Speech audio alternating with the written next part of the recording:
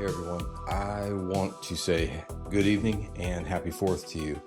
I do apologize for this episode being a few days late.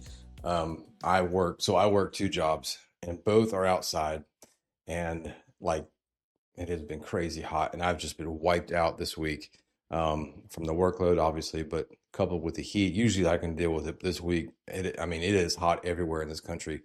So I live in North Carolina, and I think it hit like 107 today, which is not normal for this place. But it's usually hot, but not that hot.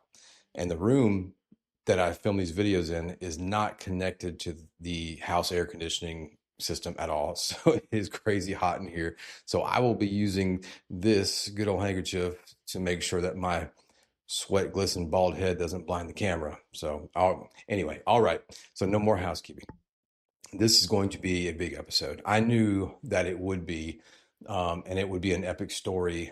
As I was going over the notes, my outline, etc., because this details the ending of time events and our ability to understand in this reality that we are currently in. So, like, I will offer this as a suggestion, that just to be able to fully understand this episode, to appreciate it for just being able to understand it, you need to watch this series from the beginning, because you cannot, it's going to be just difficult to understand in its full expression, the arc of the whole story, if you're only watching this or starting here. So this channel is for thinkers who want to know why, who want something just beyond the mere grabbing of straws, who want something more than just surface level dopamine drips and the event sensationalism that are on so many channels that deal with these topics. So enough of that. Here we go. We've been walking through this picture of the little season, this story, this arc, and now we need to face what happens when the process runs its course. Okay, so we're getting to the penultimate part. So here's the scene that we need to deal with. So there are people right now that are trying, it's just a picture. So like trying to keep their jobs, do well at their jobs, keep some peace in their families, love their families, make good memories, and find enough comfort to get just through the day for some of us. So like life is really tough and there is a lot going on. We're hit from all sides, from all kinds of noise. And this is the rub, that there are things offered to us, to these kinds of folks, that keep most of us from ever feeling desperate enough to push back with everything going on around us. Keep what I said in mind until the end of this episode, because it will be a key to unlock things as we proceed. So I want you to shift your mind and your gaze in your mind straight to the book of Revelation chapter 20. And that book shows what happens when that process that I just described reaches its end. Okay. So after the 1,000 years, Satan is released from his prison and goes out to bring the nations under his wing. And this is not instant. Okay. It builds over centuries. This is my view, even a millennia. But we don't know the exact time. But Satan gathers them until they surround the camp of the saints and the beloved city, and then fire comes down from heaven and then consumes everything. Like, that's what the text says. How many of you in that see that passage in the book of Revelation and you think it's referring to a military invasion type Hollywood scene, right? So I take a different road on this part. So picture this for a moment. The pressure that is described there of being surrounded does not come from one single direction or one organized military force moving toward a central location. Okay. Instead, it builds from many directions over time in ways that feel ordinary. Here are my examples. You have workplaces that begin requiring participation in practices or statements that directly conflict with your faithfulness. You have those who respectfully say no, but you inevitably start facing professional consequences.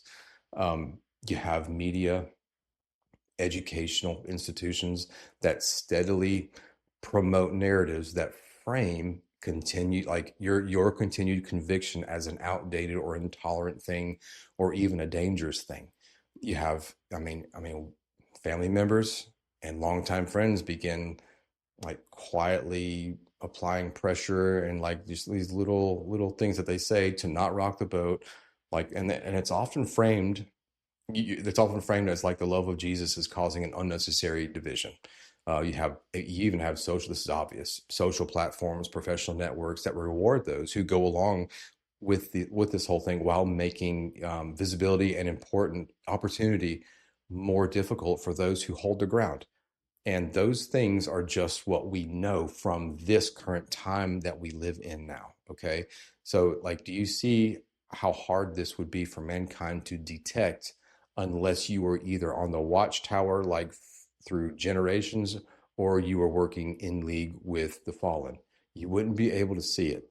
And this picture fits the thesis that the fallen learned from their fallen attempts in the previous rebellions that we've talked about, and then modified where they were almost successful. Okay, they did massive edits. They were close to succeeding several times. So these different parts do not arrive as one dramatic event. Okay, they accumulate from different areas and generations of life until the faithful find themselves increasingly isolated and opposed from every angle. This this happens through generations, I believe, and it's very, very big. It's not myopic, and it's not small potatoes at all. Because in order to measure the like eroding away of things on a long scale, on a long timeline, that would require one to be alive indefinitely to see it. So, like, remember the familiar phrase, like we always say, like how things used to be. Well, that becomes a mental longing of better times, and there's nothing wrong with that. But we have no metric to actually measure it really, because this one event is so spread out over time. But this whole thing, it is one event in my view. So this is super, super important that you guys see this. So like the camp of the saints becomes the clear point of resistance because they have continued to reject the placation, the apathy, or the small dose bribery that has kept so many others quiet. The surrounding is a real thing, but it is expressed through coordinated, you have cultural, institutional, you have relational pressure that are closing in from multiple directions rather than like just one literal march to a single place. Does that make sense? So I mean, think about it. Like who doesn't want an easier life? Like we're all trying to do exactly that. But the risk in that is losing yourself in that pursuit and then falling off the narrow road, and that likelihood is very high for a lot of people. Like think of how we think of like Hollywood and the luminaries of the world, or the music industry as being the only people that are overcome with opulent bribery from evil. Okay, does that make sense? So like, I mean, yeah, that would be obvious, right? But let me ask you this. So like if you or I were on what I call a bribery drip or a placation drip, like how would you know? Like, would you really know if you were being slowly like spoon fed or eat like, and that was eroding you by like a smaller death by a thousand cuts kind of temptation, which eventually turns into an apathetic attitude towards the godly things of the kingdom. You see where I'm going with this? So like, I think this happens over time and it's not instantaneous. I think that you're not going to be eaten like the Nephilim were doing back in Genesis 6. It- Things got out of hand at that time, but the enemy has long since learned from that. The tactics are the same essentially. Now they're just more refined and very hard to see. During the 1,000-year reign of Christ, there was a restraint that kept this level of unified feeling away from happening across the nations on that kind of a scale. So, like when the restraint lifts at the beginning of the little season, the same patterns of demonic influence that once moved more slowly, they now move without those limits, and the nations end up gathered because enough people have been kept in a place, they've been kept in a place where they no longer feel the need to resist. The the word is apathy. It's apathy, apathy. That's what happened to them, and it's hard to see. It's hard to see coming. Let me explain. So God has always made it clear that His people were not to become like the nations around them. We know the stories. We've read the scriptures. He gave those instructions because He knew what happens when His people start adopting the practices and the compromises of the nation that they lived among or next to. In Leviticus, for example, he told them directly not to do what was done in Egypt or what was done in Canaan. In Deuteronomy, he warned them against even asking how the nations served their gods or copying their ways. And because those ways carried spiritual harm, they carried spiritual consequences, and inevitably it would pull them away from the Father and harden them over time. Like when Israel, and then of course bring judgment, but like when Israel ignored that and started living like the people around them, they lost their way. And I say way with a capital W. And that's what I've been describing to you. So that's the refrain, if you're familiar with the music industry. Like that is the music being played right now in the little season. The Israelites, they became less able to see what they once saw. Does that make sense? They eventually reached the point where judgment came upon them because they had fully participated in what God had told them to stay away from or to stay separate from. They were faithful to the fallen ones, not faithful to God. And the Old Testament is replete with that same pattern. And that pattern shows how participation in what the nations are doing leads to a place where people no longer even recognize how far they have fallen off the way.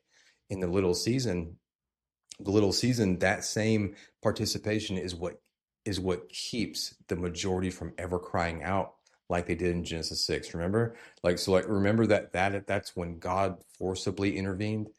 And the strategy is to keep offering us enough comfort, enough distraction, and enough false security that people will stay pacified. Does that make sense? So they go along with the shifts in language, the compromises in their daily lives because it feels easier and because it actually is easier. And people always want a path of least resistance. It's natural. And because it does not feel like they are actually choosing something explicitly wrong, over time that participation shapes them. Like they become less able to see what they once saw clearly, and the whole society, like at large, moves further into an alignment that most people ever they feeling like they had made one big decision to get there. Does that make sense? But that is what hardening is. That's how it operates. They never know how they're getting there. They just end up there. Like the camp of the saints is the group that refuses that participation, and it is a group that is it's peppered all over the earth. Like these are not perfect people. We are not perfect people, but these are people who have kept their eyes on Jesus through both seasons of plenty and seasons of little. Repenting and believing, like rinse and repeat, repent and believe, and that has been the arc of their life since deciding to follow Jesus. So, like when things were going well and life felt comfortable, they did not forget Jesus. They didn't forget him or trade their loyalty for any sort of ease. Like when they became difficult, like when pressure increased and the cost of following him rose, they still did not turn away. They have continued turning excuse me, turning back to Christ and to what he actually said, even when the surrounding culture tried to redefine what faithfulness should be or what it should look like according to them. Like they have refused to let comfort and fear, the faithful, or the desire to fit in, pull them off the path. Have they fallen down in these areas? Of course. But God is there to pick them up an infinite number of times, as it says in the scriptures. Because they have refused the pacification. They have stayed clear of that. Like, because they have stayed in the way, even though they've kind of traipsed off but came back, the visible point is that the lie cannot absorb that. So, like, the more effective the pacification is on everyone else, the more that these faithful ones stand out as the element that keeps the distinction alive. Does that make sense? So the more they just keep on doing what they're doing, and the worse society gets, it's more obvious, right, to the evil ones. Like, to prevent the lie from achieving like total unchallenged control, though it's being pacified, that is why the final gathering eventually forms around them. And the lie, the deception, the lie, whatever, it cannot finish what it set out to do while they remain. So God knew this pattern from the beginning, and he saw what happened when human participation in corruption reached a certain point before the flood. The So he gave his people repeated warnings and boundaries so that they would not repeat the same participation and reach that same point again. You see what I'm saying? So, like, it wasn't like just do this or else. No, he was caring for them. Like, when those boundaries are ignored, the same process of hardening and loss of God's way happens. Only only now it can happen on a much larger scale because the restraint has been lifted now. So, like, the little season is the time when that process is allowed to run without previous limits, but it's not endless. Okay, it does. Make sure that's still on. Make sure it has an appointed time. The camp of the saints exists in the middle of it as the visible line that the pacification strategy cannot fully overcome. So, like, their refusal to be pacified keeps the testimony alive. You see, and the testimony eventually brings the whole thing to the point where the gathering of the saints happens, and then the fire falls down from heaven. This is very important. Like, spiritual evil would want to stop that gathering from ever taking place. You ever think about that? The moment that the nations like surround the camp and then the fire falls marks the end of the short season, and then moves straight into the great white throne judgment. So why would evil want to accelerate that? So the darkness is trying to avoid this at all costs. The strategy that they are pursuing is to succeed where the watchers in Genesis 6 ultimately failed. They tried, and they bonked it. Like, before the flood. So before the flood, the corruption became so open and destructive that the people eventually cried out under the weight of it all, and God then acted. He answered. In the little season, the goal for the evil ones, the dark council, is to keep the masses placated enough through comfort, through distraction, cultural assimilation, you name it.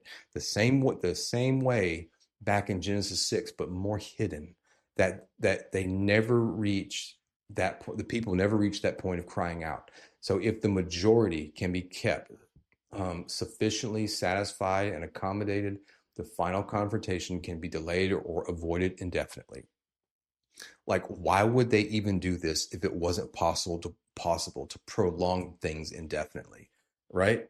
It's like, so the camp of the saints threatens this strategy because these people who are spread out over the earth refuse to be pacified. They refuse to turn on Christ. Their continued refusal keeps the distinction visible to the enemy, and then prevents the lie from achieving total unchallenged control over the whole population. And that is why the pressure on the camp increases as more people become pacified. Like, they want you to be pacified. The evil ones, like the dark council, they want you to have a life of ease and not caring, apathy. That's what the dark council has been spoon feeding everyone ever since at Genesis 6, and then from Deuteronomy 32 all the way up to now. They don't want your death.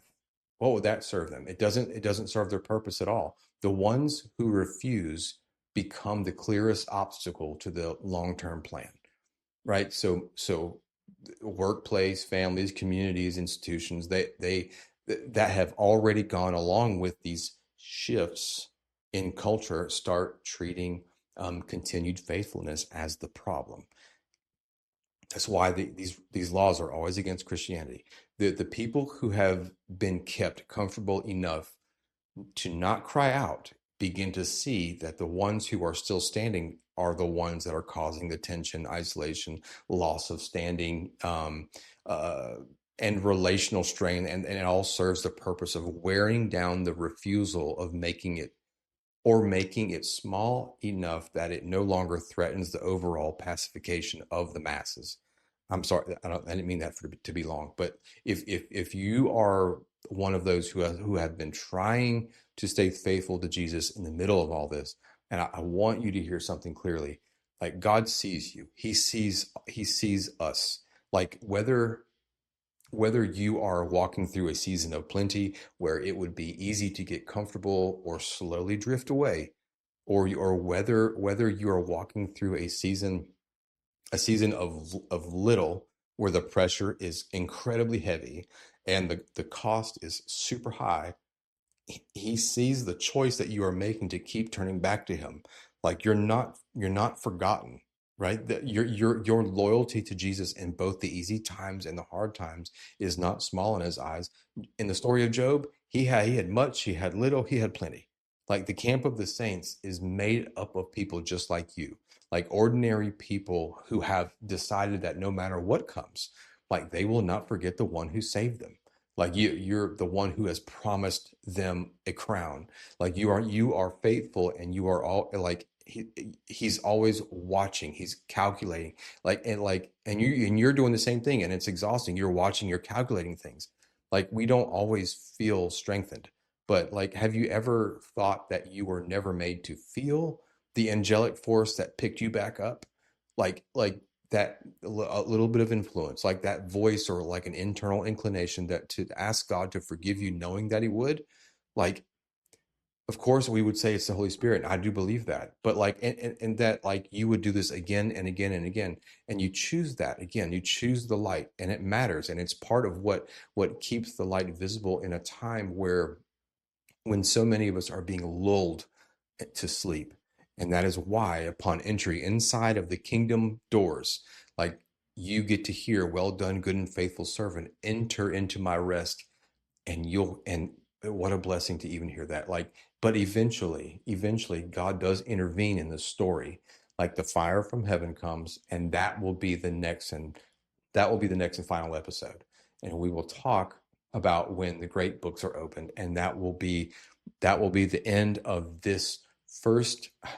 So it'll be, I didn't mean it to be like 10 parts. It just ended up being that way. So this next episode will be the last part. And then I will start a series, a rebuttal series that mirrors each episode that I just previously did, but it will mirror it in a way that like, so as we were uncovering darkness and the tactics. We were looking at the ways that the enemy does things, and it's a dark road, and it's been dark for me, and it's going to be a balm for my soul and hopefully yours to see what to give a protocol, like what we are to do as Christians in response to each part that I previously did. Does that make sense? So that's the plan. And so I wanted to tell you, I hope you're doing well, and I really do. I hope you're doing well, and pray for me in light of what we talked about tonight, and I will do the same for you. And with that, I'll say a blessing. I'll say, may the Lord bless you, and may the Lord keep you. May the Lord make his face shine on you and be gracious to you. And may the Lord lift up his countenance to you and grant you peace. Good night.